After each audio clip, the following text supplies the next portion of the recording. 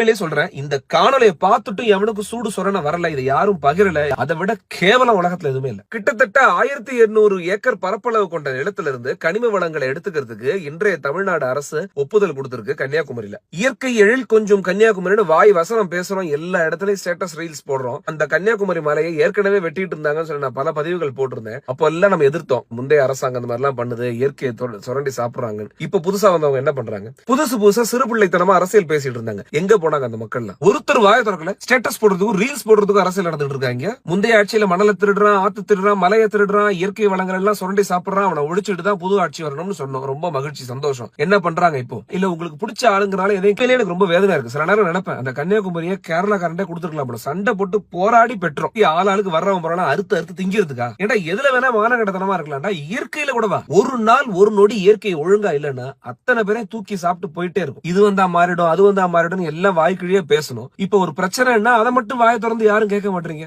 மன நோய் தமிழ்நாட்டுக்கே நோய், ஒரு பெரிய மிகப்பெரிய கொரோனா மாதிரி ஒரு நோய் வந்துருச்சு. நானும் அரசியல் பேசுறேன், கடந்த என்னவோ பண்றவங்க போய் தயவு செஞ்சு படிங்க, அதனுடைய விளைவுகள் என்னன்னு. அதுல இருந்து வரக்கூடிய கதிர்வீச்சு எந்த அளவுக்கு தாக்கத்தை ஏற்படுத்தும் யாருக்காவது தெரியுமா? இதை பத்தியான பொது அறிவு யாருக்காவது இருக்கான்னு எனக்கு தெரியல. உண்மையிலேயே சொல்றேன், இந்த தொட்டும் எவனுக்கு சூடு சொரண வரல, இதை யாரும் பகிரல, யாரும் அதை கண்டுக்காம காமெண்ட்ஸ்ல வந்து நின்னுட்டு என் தலைவர் அதுதான் நீங்க முட்டு கொடுத்தீங்கன்னா அதை விட கேவலம் உலகத்துல எதுவுமே இல்ல. இயற்கைங்கிறது என் ஊருக்கு என் தெருவுக்கு சொந்தமானது, இந்த உலகத்துக்கே சொந்தமானது. இது எல்லாரும் பகிரணும். இதை உடனடியா இந்த திட்டத்தை நிறுத்தியே ஆகணும். ஏதோ இயற்கைங்கிறது நீங்களும் நானும் சேர்ந்து வாழ வச்சுக்கிட்டு இல்ல, அதுதான் நம்மள வாழ வச்சுக்கிட்டு இருக்கு. தமிழை காப்போம், நம் நாட்டை காப்போம், இயற்கை வளங்களை காப்போம்.